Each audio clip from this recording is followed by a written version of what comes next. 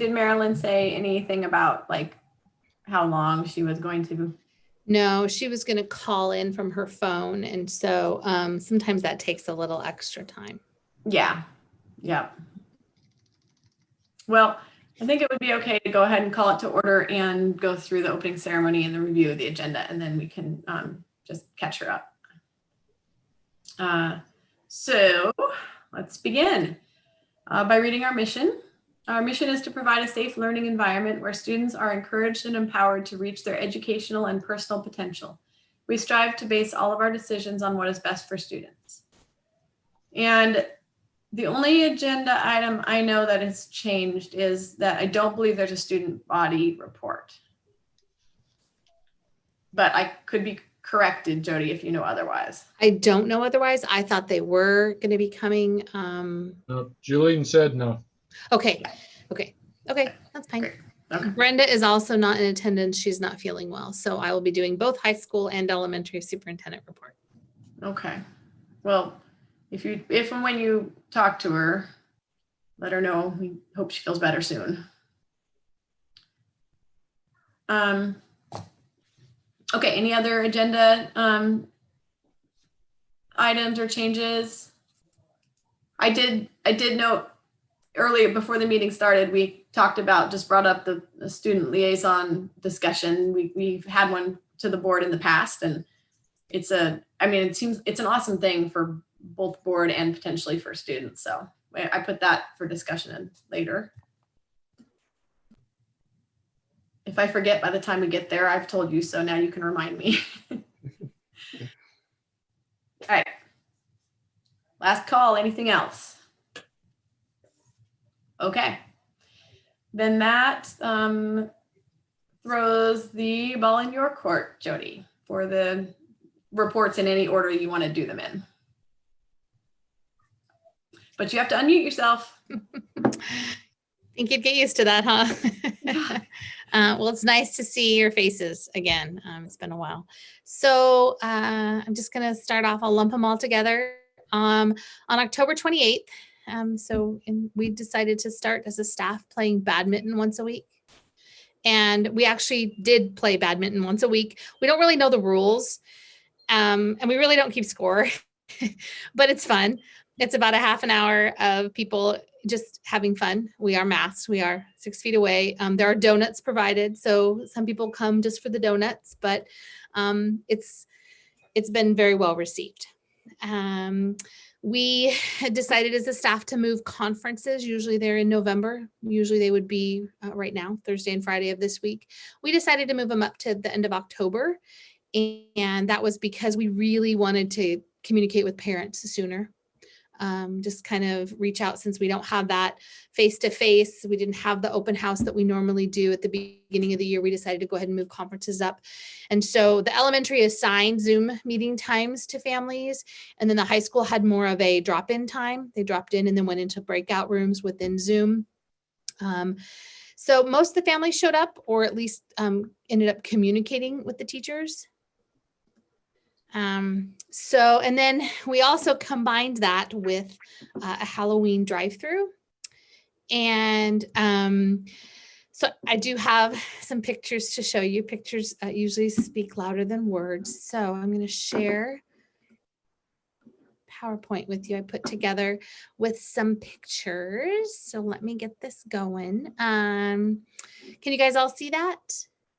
Okay, so we did the Halloween drive-through, and normally we have the Halloween carnival, and Yvette does an amazing job with the carnival and the prizes and the games, and the haunted house is just crazy good.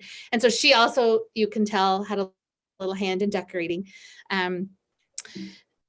Oh, let me click on this. Okay. Every student got a pumpkin and an apple from Bush's Farms that we picked up. Usually as a student body at the elementary, we travel to Bush's Farms in October, and every kid comes home with a pumpkin, and they get an apple, and they get apple cider, and they get to run through the hay bale maze. And so we brought the pumpkins to them. There were costumes galore. So the way it worked, it was a drive-through. So everybody stayed in their vehicles, and they were handed the pumpkin or the apples. There were some treat bags at the high school as well. But they got a free book. Elementary kids got a free book, some coloring sheets, and all the staff participated. They were all decked out in their costumes. And the kids had some great costumes as well as they drove through, and you can just kind of see the kids were really into it. It was nice to give them the opportunity to come through and show off their costumes. And there were more. Just a lot of smiles, a lot of thank yous for having this, for giving the kids something to do, some measure of normalcy in their lives. But wait, there's still more. I think those kids would look familiar to Mizu. We even had some high school students come in, and then some very elaborate costumes. And even staff got into the spirit. So those are a couple of our elementary teachers. And then our elementary teachers were paper, rock, and scissors as well. I thought that was pretty, pretty cool. So we did, that was kind of the highlight. I think staff might have enjoyed it a little bit more than the community, but everybody really had a good time. And I was inside for some of it, but I could hear the high school staff laughing and having a good time and enjoying it. So I thought that was really good for the morale. I know that my family loved seeing everybody. So they just really like the opportunity to like see people face to face. So it was cool. Exactly. It was that being able to see people, community, friends, staff, teachers, coaches safely because they're in their cars driving through. And it was really, we actually just about ran out of pumpkins. I mean, we were like scrambling to make sure we had enough stuff to give out to people. So that's a good sign. Yeah, there might have been some high school kids that got a couple of pumpkins. Yeah, there might have been. And that's okay. That's okay. We're not going to stop kids from enjoying having a pumpkin here and there. Okay.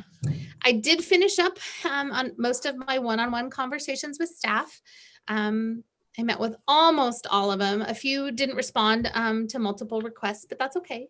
I felt it was important to learn how staff were feeling regarding working on campus, working with students in limited in person. And then as we transition into or are able to transition into the hybrid model when we can, which staff are comfortable doing that and which ones would prefer to support kids in the distance learning model. And it will really help when we move to start planning that. We did start planning for limited in person. And I'm going to go back to the PowerPoint here. So limited in-person instruction, we started planning it. We started with the staff. The staff used a specific criteria to determine which students would be invited. And you'll see the LIPI, LIPI, is the abbreviation for limited in-person instruction. So we looked at which students with connectivity issues, including limited or no internet, which students were needing support for engagement and attendance, which students were needing in-person academic support, and which students were needing in-person social, emotional, or mental health support. And a lot of those came together with, if they needed some social, emotional support, they also might need some support in getting engaged and attending. So currently, we have 50 students that we invited to attend LIPI. There were additional 5 students that were invited but chose not to join for various reasons. So right now on the list for limited in person, we have 50 students. There's 17 elementary, yes, Mizu. Never mind, you're answering it. Okay, there's 17 elementary students, and those range from kindergarten through 6th grade, and then 33 middle school, high school students that come. Some come every day, some come 2 days a week. But they come throughout the day. They can come for a limit of 2 hours a day. And we have them here from 8:30 to 10:30, a group from 10:30 to 12:30, 12:30 to 2:30, and 2:30 to 4:30. So they're constantly rotating through. Our middle school, high school began on Thursday, November 12th, and the elementary started on Monday the 16th. We wanted to do a staggered start. And so we started with middle high school. And then added elementary. So really, it's only our 4th day today of limited in person. I do have some comments to share from staff and students about limited in person. And so I'm going to read them to you. This staff member said, I had 4 students the first day and 3 students the second day. The student who did not show up on the second day informed me he was going to be gone ahead of time, and his mom assured me he would be there for the next session. The parents I have talked to about Lippy have been really grateful for the opportunity for their children.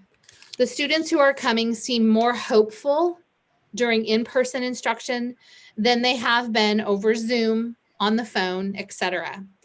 I am working with 2 seniors on the same online language arts class, which is giving me the opportunity to provide direct instruction and support. And from what I can tell, a sense of hope that they can actually do this. They seem less overwhelmed when they have a teacher who is there to answer questions, reteach information, hold them accountable, joke around with them, and remind them we are not just nagging them, we actually care about them and their success. Limited in person has helped all of these students and their parents feel less like they are on an island trying to tackle the challenges in front of them on their own. Also, I have been able to do a few hours what would take me days to do over Zoom due to technology barriers, scheduling difficulties, etc. One of my Spanish students who is pretty shy on Zoom is really starting to open up during the in-person opportunities. I think her increasing comfort level with me is increasing her comfort level with the subject content. I have tried to make limited in person both enjoyable and productive, in addition to having some treats and some upbeat instrumental focused music to work to. The students set 2 SMART goals at the beginning of the session, and then they document at the end of the session whether or not they met their goals. So far, students have been working on the following courses during limited in person: online language arts, 9th grade language arts, pre-calculus, humanities, English Lit 104, and Spanish. I'm giving them a break to eat their snack or part of their take-home lunch midway through limited in person. We have had some good chats, as well as some entertainment and laughs from practicing the art of eating from underneath our masks. Overall, the kids are being really respectful and following the rules and safety protocols, washing their hands, distancing, keeping their masks on, etc. Other students who have not been invited to limited in person have asked me how come they have not gotten an invitation. I explained to them that as a staff, we used a set of criteria to determine who we should make a priority to start out because of things like internet access, workspace quality, etc. But we are hopeful that over time, we will be able to expand limited in person to include more students. A couple of other students have said that even though they have not been invited to limited in person yet, the fact that it is happening has given them a little hope. I am super grateful for the hard work that Jody, Brenda, the transportation staff, the custodial staff, the kitchen staff, and all the instructional staff have put into making limited in person happen in honestly a very short amount of time. Thank you. And that was from Julene. Some student comments. One student likes how we can set up our goals. Another student said it's fun. I would rather be here than at home. I like the food. Another student said it's okay. I also like getting the food. And another student said, I like that it gives me structure, so I actually get stuff done. Any questions about that? No, I love the contrast between Julene's like very detailed report and the students just like concise. Like the food. Each student attending gets breakfast and lunch, and they either eat it on campus if it's the right time or need a snack, or they take it home with them in a grab and go. Cohorts are very small in size right now, with between 1 and 8 students in each learning group. Each cohort is assigned a staff member to help support them. So what does it look like at the elementary school? So I actually got to sub in limited in person at the elementary today with kinder, first, and second graders. And this is what it looks like. Students are individually at their own assigned tables. They have their snack, they have their Chromebook. They're working either on their Zoom meetings with their teacher, or they're working in seesaw activities or in hands-on activities. And then when they leave, they're taking their lunches with them and they're heading up the stairs to get on the bus to go home. We also had a little break where it was so great to just have 5 kids running up and down, which we never let them do, because in normal school, you don't run up and down the hallways or the walkways outside. They were running up and down the breezeways, and they were so good about keeping distance and just being outside and laughing and giggling with other kids. So that was really heartwarming today. So what does limited in-person look like at the high school? We have them assigned into the commons area, as well as into classrooms, and you can see they're spread at their tables, working on their Chromebooks, and there's a staff member in each area. There's also one-on-one support that happens. We are following the 6-foot rule unless students have a question or they need individual help. And so we also have them in the gym providing support. So that's the end of for the limited in-person. I do,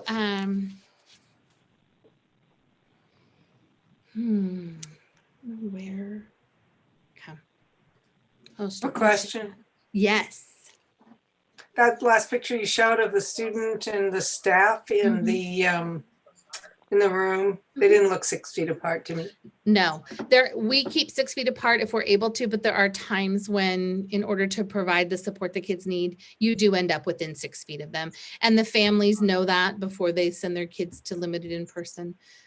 We try to limit it as much as possible, but there are times, especially if you're helping them with technology, that you're right there beside them. Any other questions? So what, this is actually different than when I was picturing it. And I'm not saying, I was thinking that like, so a high school student that was struggling in English would come in and work with the English teacher on English, but it sounds like it's more, they come in and do their normal day that they would do or whatever part of the day that they're in, that they would be doing at home. And a teacher is assigned to that room and can help them with a technology issue, or I guess what kind of instruction is happening, what kind of supports are being given during the day with a struggling student, because it may or may not be the course that they're struggling with that teacher, if that makes sense. Right. So when the high school, middle school students are on campus for the first for the 8:30, 10:30, 12:30 sessions, they're attending Zoom in the classes just like they normally would if they were at home. The majority of them that are coming either have not engaged or are unable to engage consistently to get that instruction. So they're in Zoom. And then the instructional assistant or staff member assigned to them is providing not just technology support, but also tutoring support. And then they're also able to, if there's a question that the teacher needs to answer, the teacher can go into a breakout room with that student. So it kind of gives the kids a backup plan. Where they can get help. One of the other things that, and I was going to add it, I added it to report for high school, is that we're having, the staff are meeting at the high school to create study hall sessions for students between 2:30 and 4:30 for them to attend with teachers of classes that they're struggling in. So to kind of meet that need as well. The 2:30 to 4:30 group, they are on campus working on their assignments. They're in different teachers' classrooms in their cohorts. Other teachers aren't allowed to come into that cohort because we're really trying to limit the number of contact people have with each other, but they're able to call. So for instance, one of the cohorts is in Julian Walker's classroom. If one of the kids has a math question, she can call Dawn, or the student can Zoom in with Dawn just one-on-one, and they actually are able to do that because they have connectivity at the school. Okay. So, yeah. Okay. I need to look up. I wanted to share with you the current metrics, where we're at right now for Lane County. So with the last governor's update, an ODE update for Ready Schools, Safe Learners, we moved from looking at every week of metrics to it's called a 2-week look back. And so what that means is now they combine the last 2 weeks, and then the next week they combine these 2 weeks, and then the next week they combine these 2 weeks together. So it's always moving, but it's always keeping a week within that was in the last week. And so currently, I'm going to share the screen. This is what our metrics look like. This is courtesy of the Bethel School District Superintendent. She puts this together every week for Lane County. So this is where we're at right now with Lane County case rate, and it lists what our previous numbers were. So right now, Lane County falls into the transition. So this is all new since we met last. So right now, Lane County, all Lane County public schools and private schools are in the transition zone. So because of the size of our county, we focus on the county case rate and the county test positivity rate. They dropped off the state requirement to fall into a certain instructional model, and they dropped off the state case rate. And so right now we're just focusing on those. So you can see our current numbers are 176 per 100,000 in Lane County for the last 2 weeks. The previous 2 weeks, we were at 133.6. And then you can see our test positivity rate for the county is 8.9%. And the previous 2 weeks were 7.6%. So right now we fall into, and we've been solidly in the transition phase for the last few weeks. And so what the transition phase means is we are still in CDL with the allowable exception of limited in-person. We are not allowed to add anything other than that. We cannot move into any type of hybrid or on-site learning until we fall into this category, on-site and distance learning, with the metrics. Once, and if you have questions, please ask. Mizu, go ahead. I just don't know. This might be a silly question because they may actually correspond. But if you were in, is it possible to be in the transition phase for one of the metrics, like for the per 100,000, but in the distance, learning for the test positivity rate? And then what are you required to do? Yes. In fact, the last couple metrics that have come out, we have been in both. The test positivity rate has been in the on-site and distance learning, so the yellow, but the case rate's been in the orange. So then we're automatically in the orange. So you're automatically in like this more restrictive category. Yes, exactly. Yes. So right now we fall under transition, and right now that's where we've been in comprehensive distance learning, and we've added limited in person. Once we move into on-site and distance learning category based on the metrics, and both metrics have to be there or better, then it's not an instant, we all go back to hybrid learning K-12. You have to phase it in. So it starts with K-3. And so if we fall into that and we decide to move to hybrid for K-3, you have to start with K-3. And you have to demonstrate for 2 weeks that you can successfully implement hybrid for kindergarten through third graders, and that your safety protocols and procedures are in place, and that you're able to monitor any potential exposure or outbreaks. After those 2 weeks, then you can add 4th through 6th grade. And after you add 4th through 6th grade, now you have to wait 4 weeks before you can add 7th through 12th grade. And that's just, again, to show and demonstrate that as a district, you can demonstrate the ability to limit the transmission. I will tell you there's some pushback from superintendents, and I will admit that I am one of them. I agree with starting with K-3. Our primary kiddos are really important right now to get them on campus for on-campus learning. But I think as a district, we should then get to choose what our priority is for the next group of kiddos to come for on-site learning. And it's my belief that it is our 11th and 12th graders. Those are the ones graduating. Those are the ones going out into the world. Those are the ones that need to meet graduation requirements and need support doing that. And so I've not heard where that push is going, or if anybody's even thinking about changing it. Right now, it's stuck. It's the way it is. You have to do K-3, add up to 6th grade, and then you have to wait 4 weeks before you can add any middle school, high schoolers to on-site learning. So for right now, that's what's going to be expected if and when we move to the yellow column. Any questions about that? If I assume that the support that kids need for graduation requirements and stuff is part of the LIPI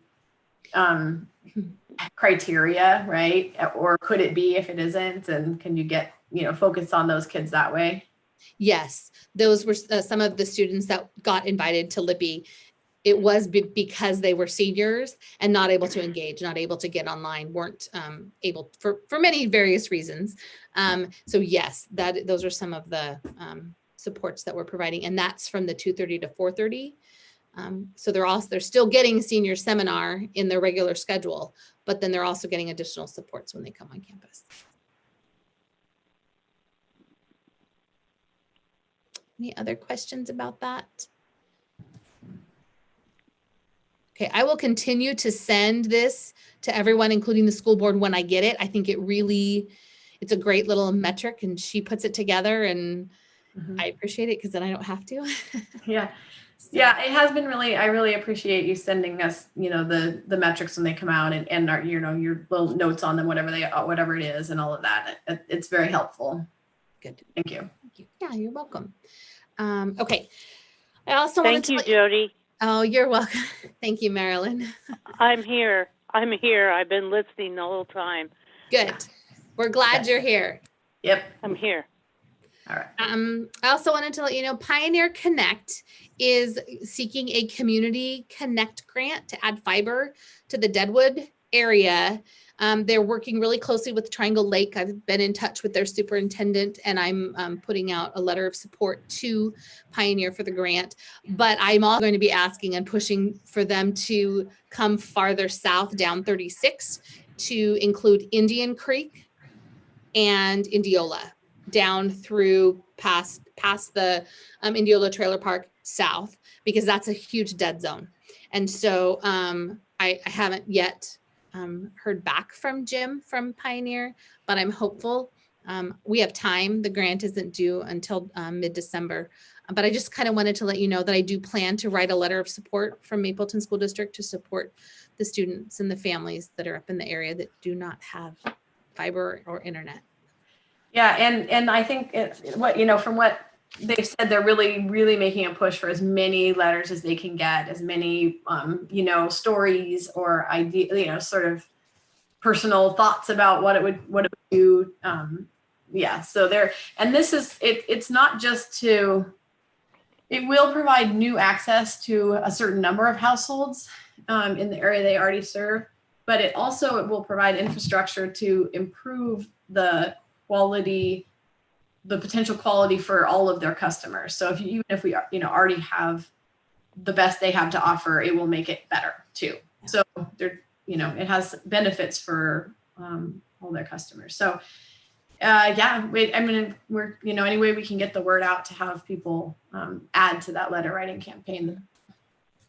Is that that's time sensitive? That's by December? It's by December 11th, I think might be the deadline. I have it up here. I pulled it up to be able to see. You can get it in the Ditto. We can get it on Deadwood Outreach. Yes, I'm definitely putting it in the Ditto, and we should do it Deadwood Outreach and Facebook too. Great. I might try and outsource the Facebook part, but it is December 11th is the deadline to get. You can either put it in the chat or get some info to us. We can start getting the word out. I'll send the letter out to the board. They also did send a letter to the homes of all of their current customers too. We just got it a couple days ago. So, okay. But I'll send the letter out via email. Thanks. And Jody, thank you for I think it's something that it's a no-brainer for this district to support. I mean, that's what we need, and timely. It'd be more timely if it was actually getting done now, but still. Yeah.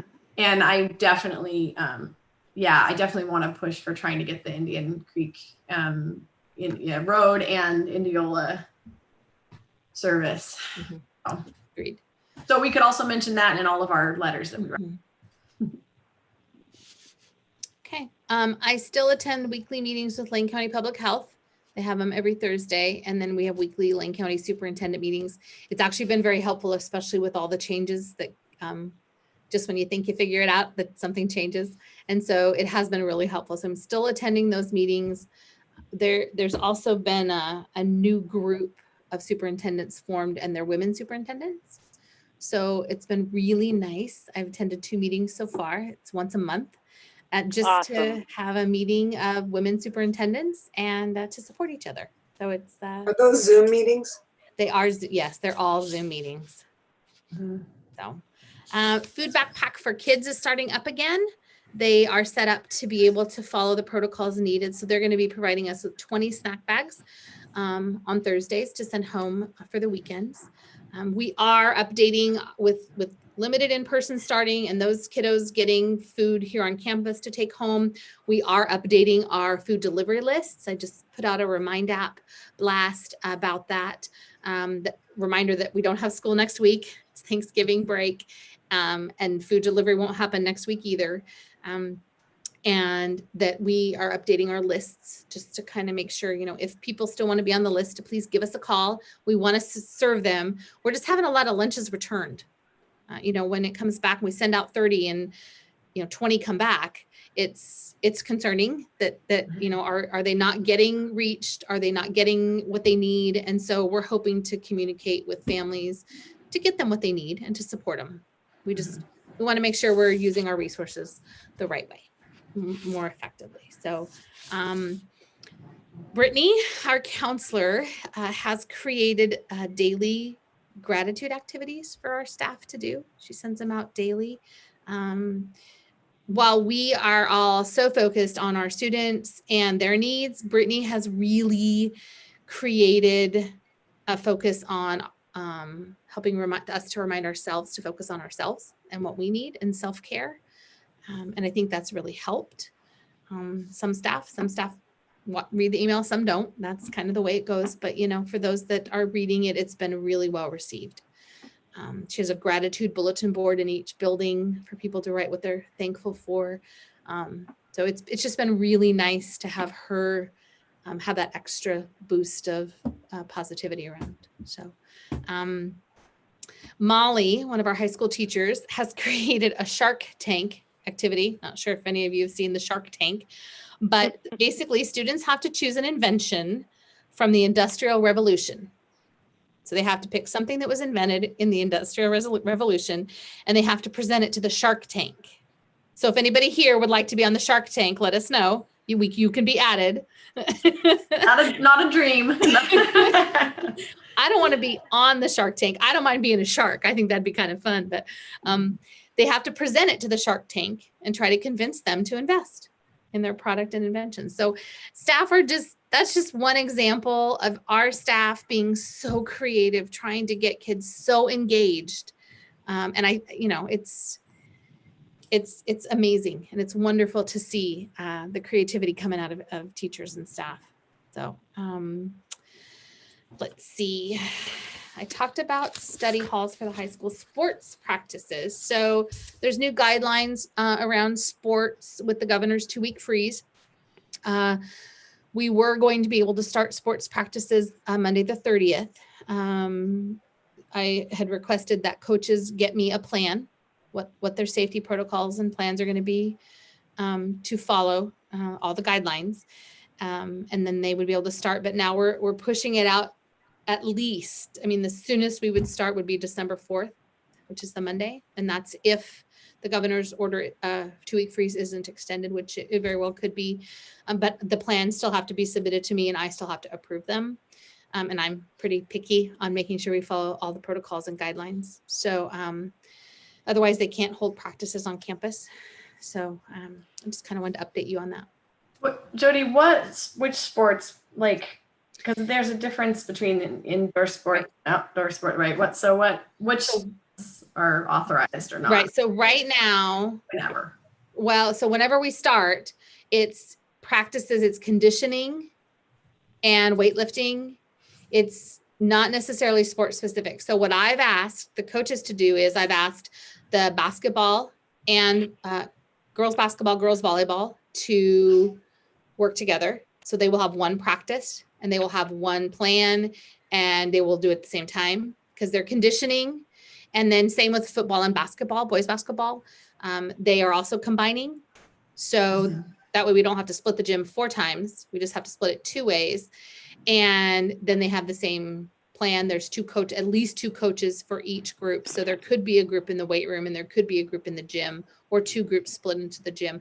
So it is for any sport right now, but it's non-contact right now for football. And there's pretty strict protocols around wearing masks and sanitizing the equipment that's used and how often and how long the drills can go between sanitizing. So, so that's kind of how we're structuring it right now. We're just doing it for high school. That we're not thinking right now that we're going to be doing sports right now, at least practicing for middle school. So. And so it's primarily like keeping them active more so and exercising. Yeah, we want to make sure if we're able to start sports on December 28th, when the first season starts, we want to make sure that they are in at least some sort of condition to be able to compete and practice and be safe and not hurt themselves. There's a reason that football has to have 9-10 practices before they can play a game so that they're in condition to play the game and be less prone for injuries. So. And the middle school, like starting with one cohort or whatever it is makes sense. Is there a date you could add middle school potentially? Not an official date, but like, is there a plan to then add middle school? Yeah. Once we start with the December 28th first season, which is winter season, so it's basketball for us. Once we start with that, then we'll look to see and we're kind of working with our league to see, okay, what are other districts our size in our league? What are they doing for middle school? Do we need to just have some practices, get kids active, get kids moving and working together? So after we're able to start on December 28th, then we'll start looking at when we can add in middle school basketball and whether it's boys and girls at the same time or different times. And part of that will be dependent on who the coaches are and if they're coaching other sports, because the sport seasons are so confusing. It goes winter, fall, and then spring. So middle school. So like should the season be able to start on 28th? That's only the high school season. That's not like there's no official middle school season yet for our league. No. Carrie's working real closely with the ADs for our league just to see when they're starting, what are they doing, scheduling, things like that. Because it's just it's so different right now than in previous years. So we'll look at that when we come back from holiday break in January and put together a timeline for middle school. We want to make sure we can get high school sports and started and done right before we then open it up for middle school. Yeah, I mean, it makes sense to start staggered. I just wanted to know, like, if they're, because I think those advocating a little bit for the kids that I know that are middle schoolers, they would love to get the chance to play. So yeah, okay, thank you. Yeah. So Jody, what can we do to support you? I mean, you just gave us this like amazing recount of everything you've done, right? How can we support you? You know, you guys do. I don't know if you realize it, but just from my weekly superintendent meetings and my women's superintendent meetings and the statewide superintendent meetings, you already support me because if you have a question, you call and ask. You know, you all have amazing experiences and amazing opinions, and you share them with me and you let me share my opinions and my reasons for doing things. And while we may not always agree on it, I always feel supported by you. And that goes a long way. So that's good. That's all, you know, Yeah, because you're in the trenches, you know. All of that was just like amazing. The report, all of that, you know, it's like you're doing it. And thank you. I just got to say thank you. You're welcome. You're welcome. Thank you, Marilyn. Yeah, and the weekly uncertainty or daily uncertainty and changes is it's just quite an environment to be operating in. Yeah. Difficult. All right. Yeah. Do you have more though, Jody? No, not on my list right now. Mary Ellen, did you have a question? Yes, and I'm going back and forth on whether I should ask it or not, but I'm going to ask it because you just said that we should share opinions, and I'm interested to hear, honestly, yours and Mizu's.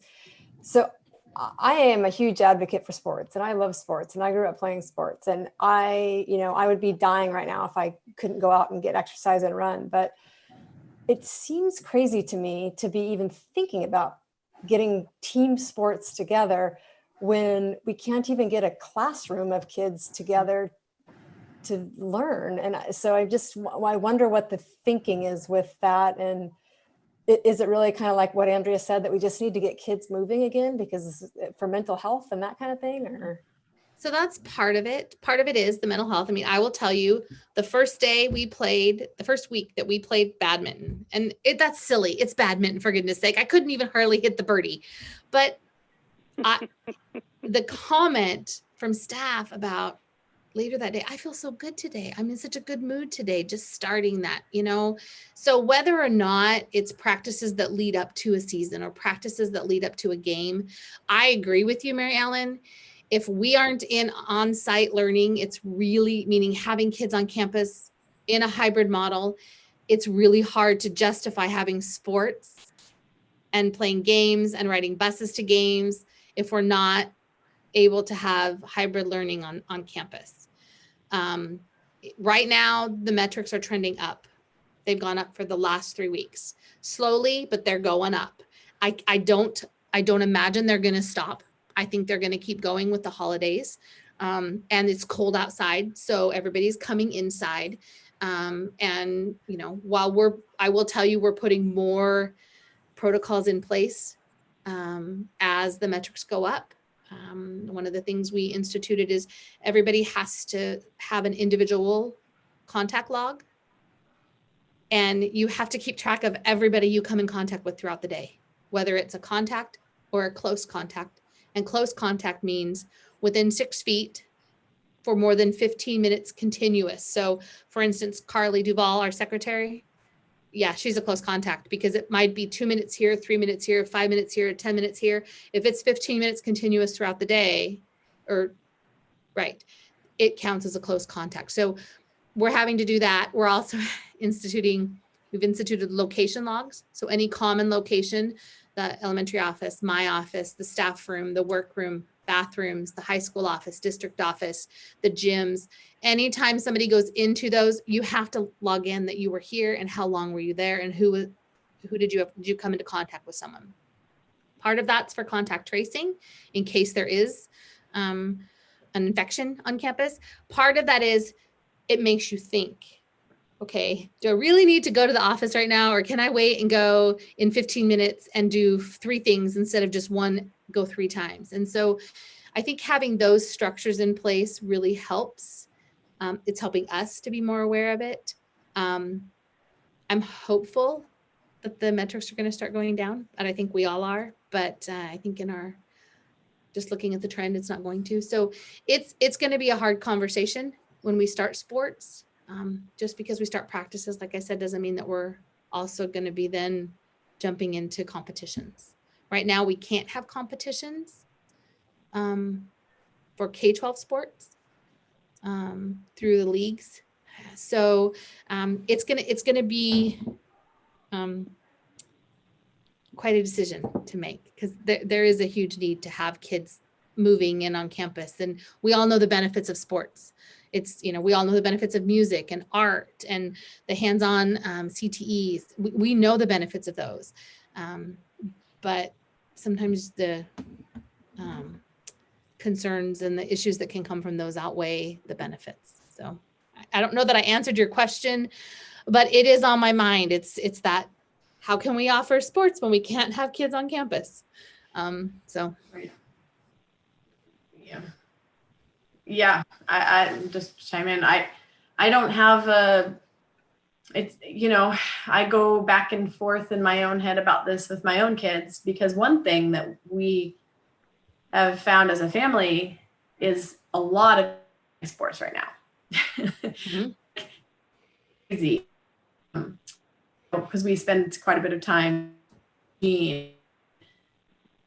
Every field has kids on it playing soccer, playing softball. Our basketball courts, indoor gyms and courts have teams playing on them. And we don't have families out here don't have, so those are all, people who are opting in to play base club sports or other sports. They're not school sports being done on school property because they're subject to the same rules that we are. But those are all families who are opting their kids into this, with considering all of the COVID stuff. And it's an opportunity for those families and those kids that we don't have out here. Now, I'm not advocating for families to choose to do that, but I do feel like it's an issue to have none of those opportunities out here for kids or families who would choose to do them, given, all the other things that we know, and given whether we can offer that or not, like, the making sure that we're operating within protocols. So I go back and forth, because does it raise risks for getting COVID? Yeah, it definitely does. And does it, and is it crazy to not have kids in classrooms teaching them, but yes, have them in practice? Yeah. But if we're allowed to do it because of the state mandates, that's something that we should consider doing anyway. Even if we can't do one, we shouldn't maybe not do one because we can't do the other. And I'm honestly not coming down on one side or the other for us, because I can't. I flip flop for myself even, and my family. But it is interesting looking at what else is going on out there. And I feel like we get a wonderful things from living rurally, and families that live out here, their kids get special experiences, but there's also opportunities that they don't have. And seeing those kids in town playing together and getting all the things you get from a team and everything, I can't say that I don't feel like if we can offer some of that to people who want it, that we should consider it. Yeah. Okay. I agree. Like it is that toss up back and forth of it's okay to do this, but it's not okay to do that. But because of their mental well-being, I think it even helps with school to find a way, especially in this dark time of winter and rain and terribleness. If there's a way for them to get out and move their body and get those endorphins moving and their brains going, it's awesome. It'll do wonders for them daily, for everything else, for school, whatever. And if there's one way to just get them out of the house and get them active, at least they can do the school online. It's not the ideal way, but I'm all for it just because it gets them doing something. Mm-hmm. That helps. Thank you. I appreciate all three of your perspectives. That's what I needed to hear. Yeah, that was, Andrea, that was beautiful, because I live right next to the school, and I don't see a lot of, people use the track, but it's like as a kid, I was always, I guess, afforded, because I was by the track, I was by the football field, and I miss seeing that. And it's just nice to be able to just, as a kid, I can, I'm old, but I can remember when I could just run, just run or play, and I agree.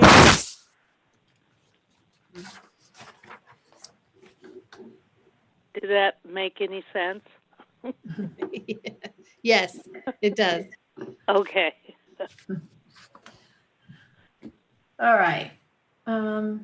Any other discussion or questions? Okay. Other reports, maintenance. He was absent when the request for Yeah. the report came out. He was actually out having fun on vacation. So Right. I know he's been working on buses. Our buses are going all the time from 7 o'clock in the morning until 6 o'clock at night, transporting kids for limited in person. We also have a bus driver training. So we have a new bus driver who's doing training now once a day down at Florence. There, that's where we go to have our her earn her CDL. So he's busy with that. And then, you know, come rainy season, that's when you find all the leaks. So he's fixing that. We actually have, I don't know if you can see it behind me on my wall. I have a radon test kit. One of the things you have to do by next week is, or next year, I don't know exactly the date, is have your district tested for radon. And so he's been working to get that completed as well. Working on some maintenance issues. And he's been working with Jaron too, with some of the internet and technology stuff. So we're definitely keeping him busy with all the buses going in and out, and then food delivery as well. So he does not have a written report though. That's all right. Okay. Yeah, I have seen buses out and about at all times, so they're busy. Okay, then I guess that takes us to business office and Jaron. Is there anything you would like to call our attention to or tell us about?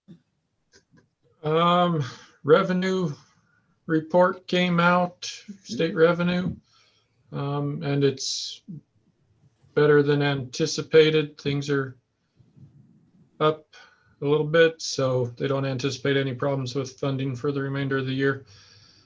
We'll see next year.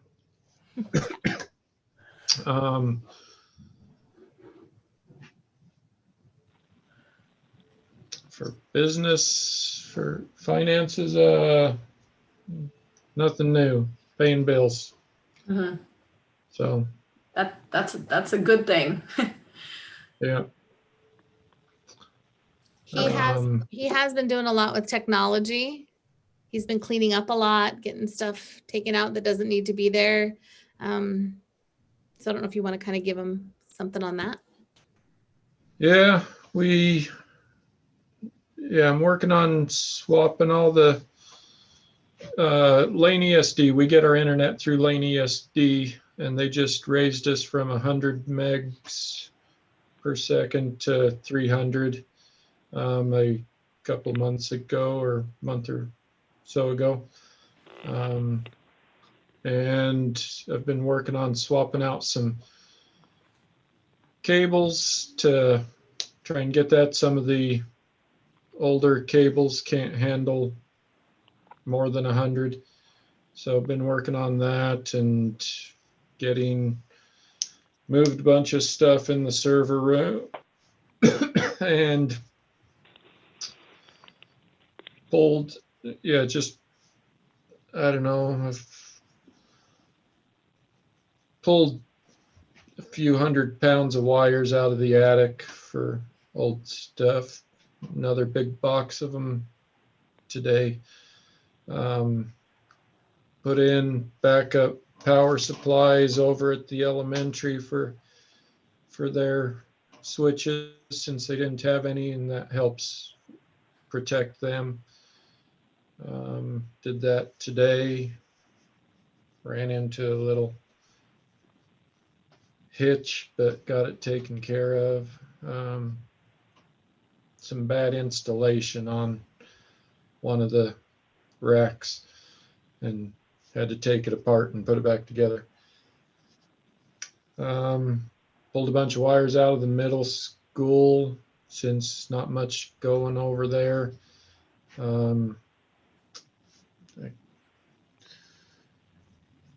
probably leave the rack there. I don't know if I could take it out without all the wiring would still be there. But took a bunch of unused wires out of there, and one switch that was making some extra noise. One of its fans was a little messed up, and so took that one out.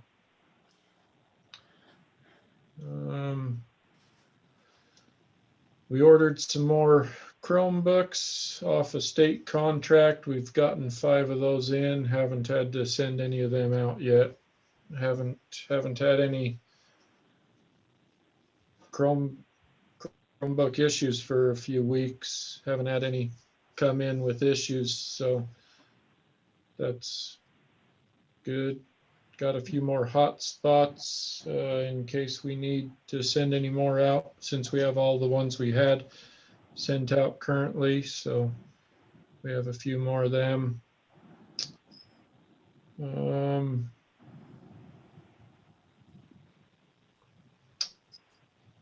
Updated a couple things on the server. Had to replace a couple pieces of hardware on it, on 2 of the servers, and had Kevin from Lane ESD out Monday. I think he was out Monday, and we were doing some work on the network so that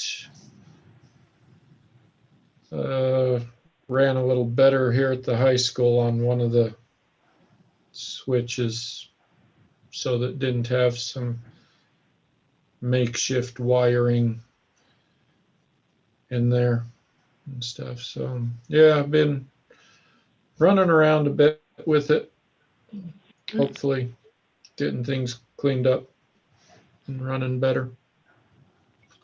I'll say that's a lot. I think it would take me a month to figure out one of those steps. So I agree. I think it's awesome how much you can help out and do. Yeah. Seriously, how many hats do you wear, Jaron? Can only wear one at a time. Okay. That's all I need to know. All right. Well, thank you, Jaron. Any questions? I don't have any from the financials. Yeah, I don't. A couple of the purchases had some volleyball and basketball orders. 1,300 to Verizon. That was for our initial setup with the hotspots.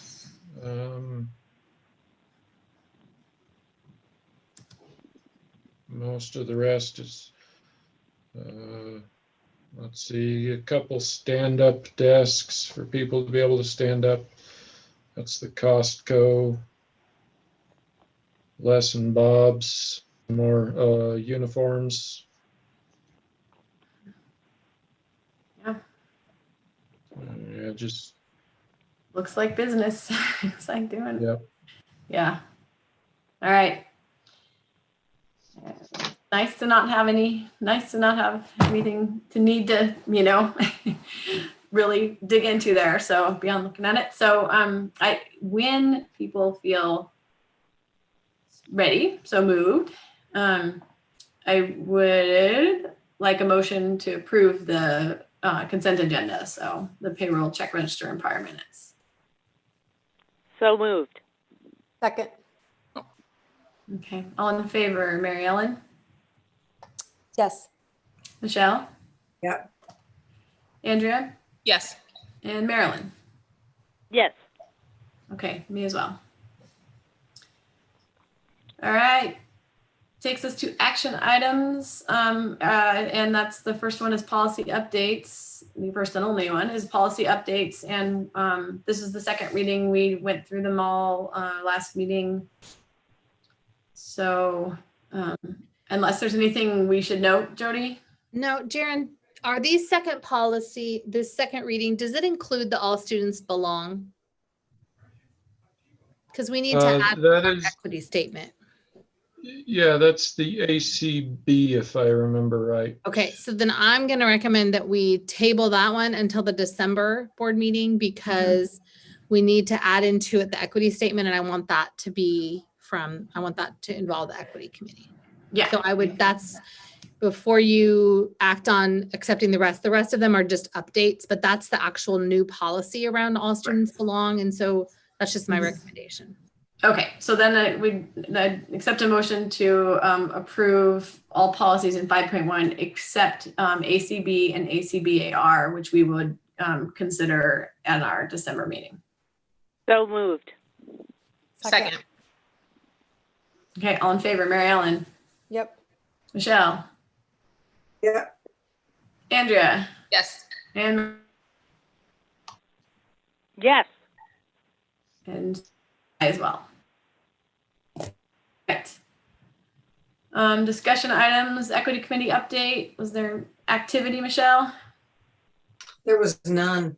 It's not moving quite as fast as some of us would love to see it, but there's reasons, we were going to meet every 2 weeks and that just hasn't happened. So I think online school is kind of a problem to make other things happen. But rest assured, it will. Yeah. And I'll update you as I get information. Okay. It did have a, I lost the word, curriculum survey that they were, the equity committee was planning to send out to staff, to the teachers. Brenda was able to look at it and approve it for high school staff. I wasn't able to look at it to give them the input that they deserved from the elementary perspective.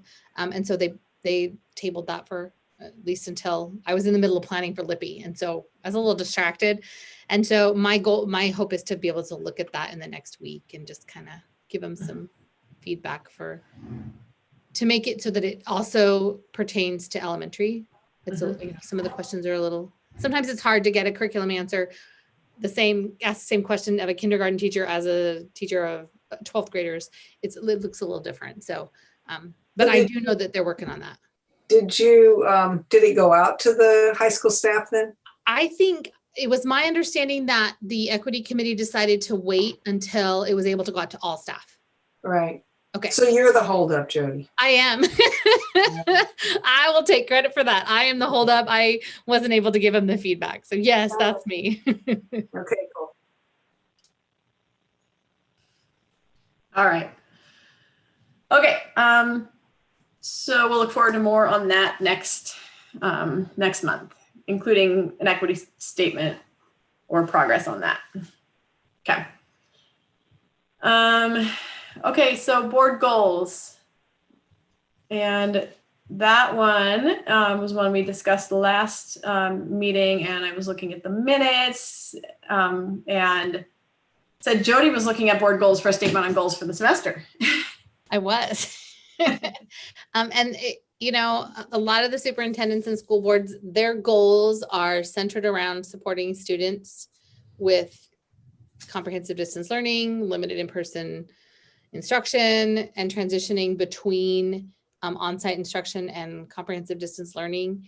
I haven't gotten any samples of real specific goals other than kind of the generic and general supporting students and staff and in keeping the boat floating, so to speak, which is great because we're sailors. But, just I haven't gotten copies of other board goals from other districts. So. Okay. So we can, the way I see it, we can look for, kind of others that are more specific or something, or we can go ahead and just consider, sticking with the more generic ones, some on a more generic level anyways, big picture level maybe. These goals are just to inform the board of a temporary COVID reality. No, the board goals are goals we usually have in place every year. That Right, but for right now, for this year, because it's so weird and different, I think they would mostly pertain to keeping things, navigating COVID as well as possible, and doing as much as we can for of our mission and task and function. And it might be good to keep it generic, just because it is. We don't know what's going to be extended, what's going to change, and it's even weirder than last spring. So we just don't know. So maybe you can't be too specific and keep the generic stuff. Keep the generic goals out there. So I agree with that. Yeah. Yep. That's fine with me. So, Jody, do you want somebody to propose a goal for the year? And I mean, I'm happy to try and write something up if we're just I feel like we're kind of looking to check a box, and I don't sense a lot of passion or excitement about any one thing. But I'm happy to try and write something and submit it. If Right. That's just what needs to happen, if that keeps us moving, I'm happy to try that. I don't know that I actually have to claim ignorance and would need to look into, but there's no actual, there's no technical consequences for not having board goals right now. I believe. If I'm misspeaking, then and it, let me know. But so you're right. It'd be good to look at the goals that we've had in the past and see how relevant they are to what's going on now.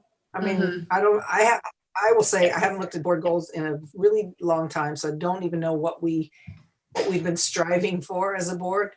And of course, in these times, you can just throw it all out the door, frankly. I mean, yeah, we wanted to do what's best for kids and be the best advocates we can, but these are very strange times. So I don't know.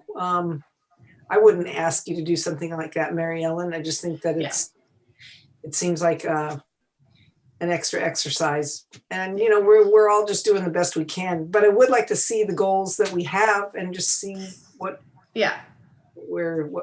has been guiding us. Yeah.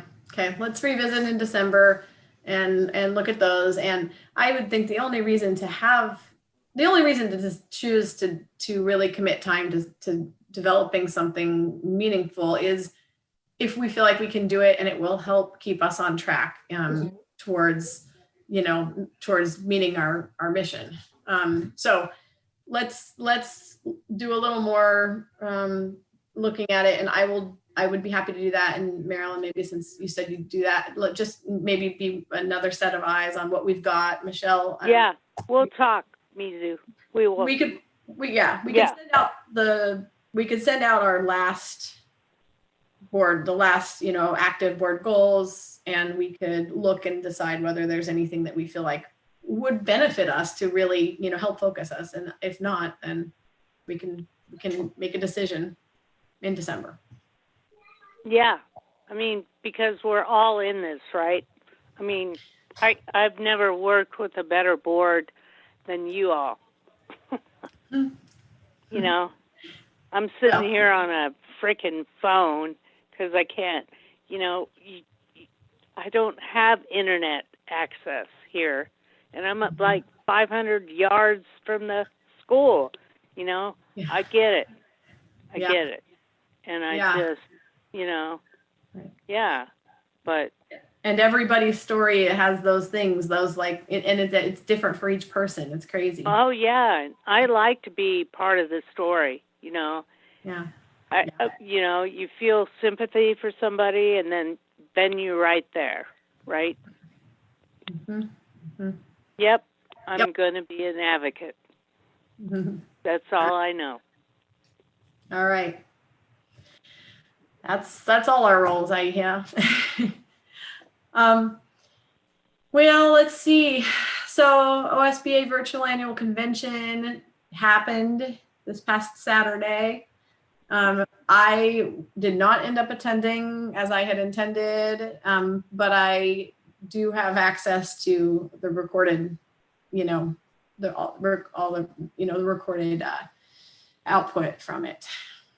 So, Jody, you did attend. Is there anything that, that stuck out did you feel like it was such a different kind of convention, obviously. Was it worthwhile? Did you get good stuff from it? The general session in the morning was Dr. Bryant Marks again.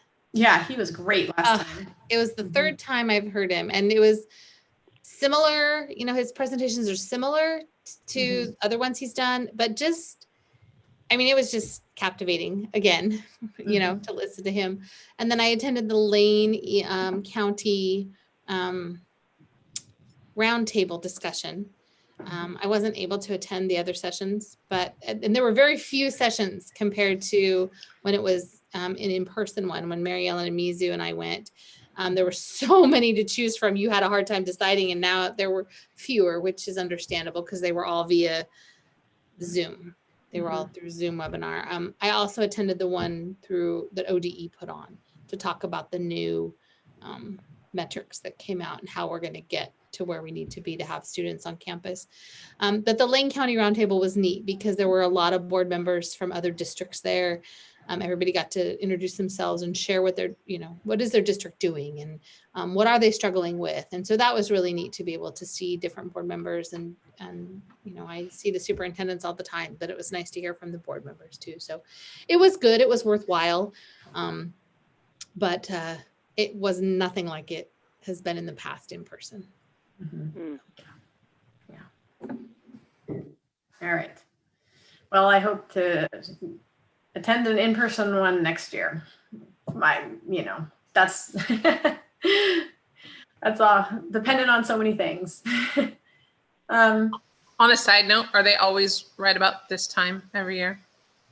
Yeah, there's two. There's one in July. Usually that's in Bend. I don't know if it's Sun River or the River House. I can't remember. Sun River, I think. Yeah, and then November is always their annual yearly convention. So yes, unfortunately, Andrea, yes.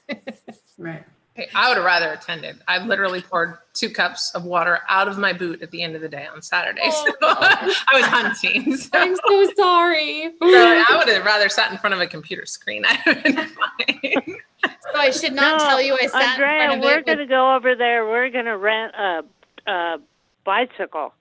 Yeah. Yeah. That would be great. I just remember going just down that, we can rent a bicycle. So that's the July Sun River. Yeah, that's scheduled. It seems like it fits the bill more for me. No, and you can decide whether you want to be, it's like I said, a bicycle. There's so many seats. There are plans and activities for things I'm gonna do as soon as possible. Yeah, I know. Fun things with we can breathe.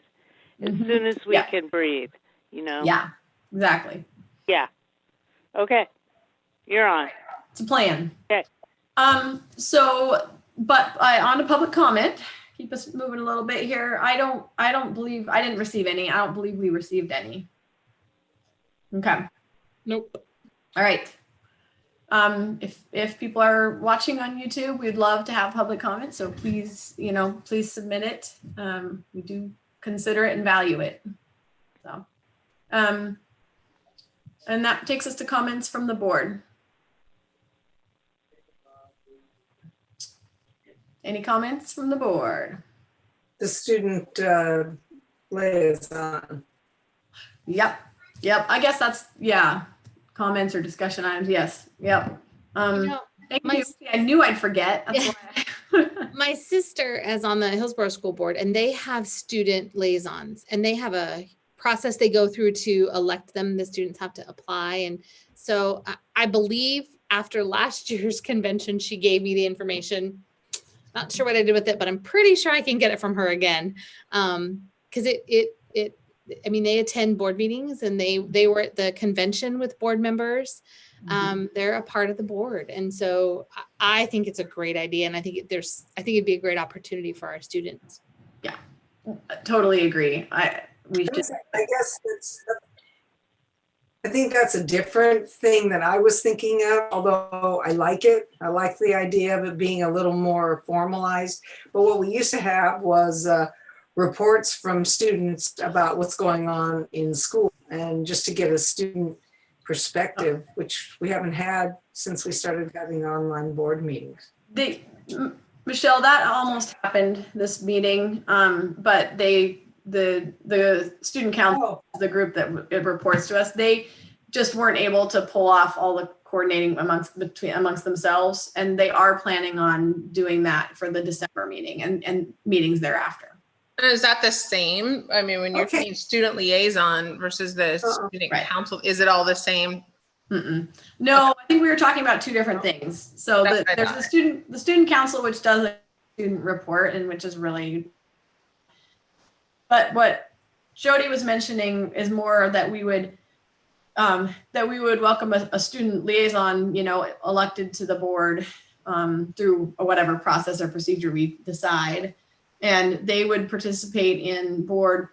And when I was a student, we had that was a part of the board, and I did that, and it was more like in a sort of student advisor position. It wasn't, I didn't, vote on business things or things like that. Sure. But it was a great, I think it's really done well on a lot of boards, and it gets really great input for the board and really great experience for the students.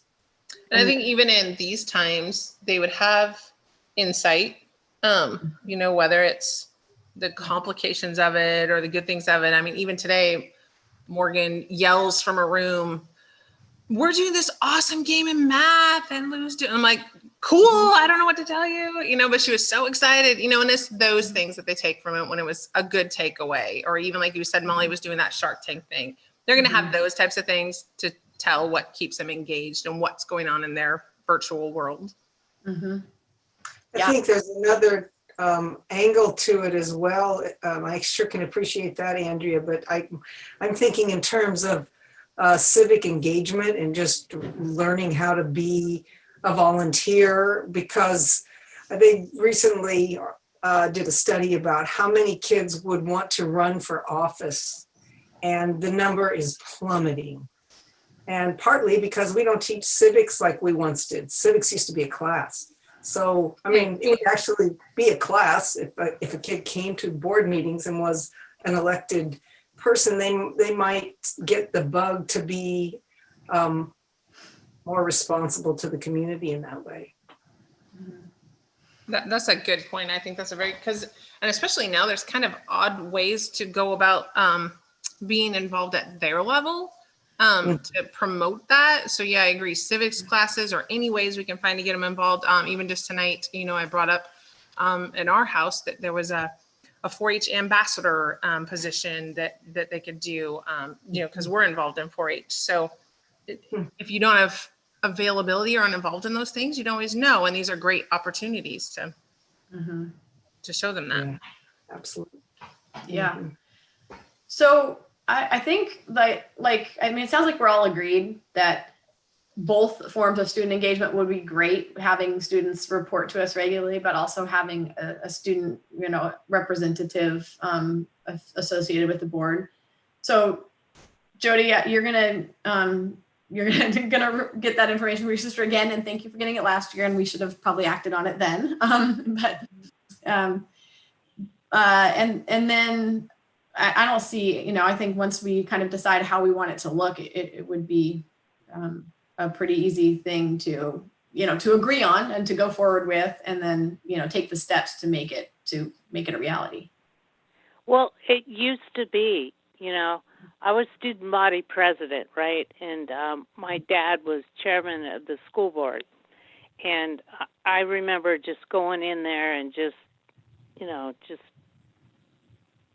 waiting and waiting. to give the report. So just give the report, That's, Yeah. I I have think, experience with that. So Yeah. I agree, we need to listen to our kids. Mhm. Yes. Yes. It's easy to not consider all the perspectives that we should be considering, and not through a fault of our own, other than maybe Exactly. We're doing the best we can. We're Right, but doing not, the best we can. But when we have an opportunity to engage and learn more, we should do it. So Yep. anyway, okay. So another thing for December is to take a look at the way that another district does it, and see what we want to, what ideas that gives us about how we'd like to do it. And actually, maybe we could make that a faster process if one or two of us wanted to go ahead and look at that and propose, put together a proposal, so that the board could then, rather than all talking about it as a board, starting that sort of review process next meeting, we could actually have a proposal in front of us, and that might shorten the process. And so That's a good idea. Sure, and I'm happy to help. I mean, Jody, if you want to send me what your sister has, I'm happy to work with someone or propose something. And I can check Fern Ridge's way that they do it. Since we're a part of that, I'll check what they do. Great. So Andrea and Mary Ellen, do you want to work together then to look at those what we've got, and if it makes sense, if we're at the point where you have enough information to put forward a proposal? Sure, yeah, we can talk. Okay. Yay. Thanks. Well, and I'll email you guys what I get from my sister, and then you can just take it from there. Perfect. Yeah. Well, yeah. I look forward. Yeah. Mm-hmm. Yep. We all need to look forward, right? Yes. Yeah. Indeed. Yeah. All right. Thank you, Michelle, for bringing that back up. Anything else?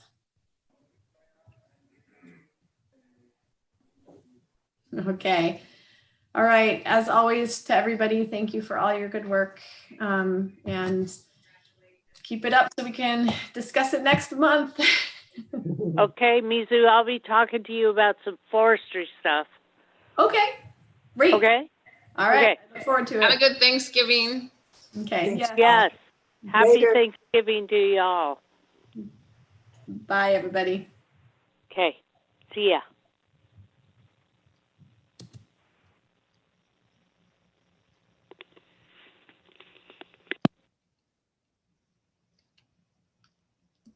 Did they? No, I was gonna say they didn't take a motion to end. no, but we're still live on YouTube. So, Oh, well, I move that we end. I second. Okay. Aye. Aye. All right. Okay. The ayes I'll see you have it. later. Bye.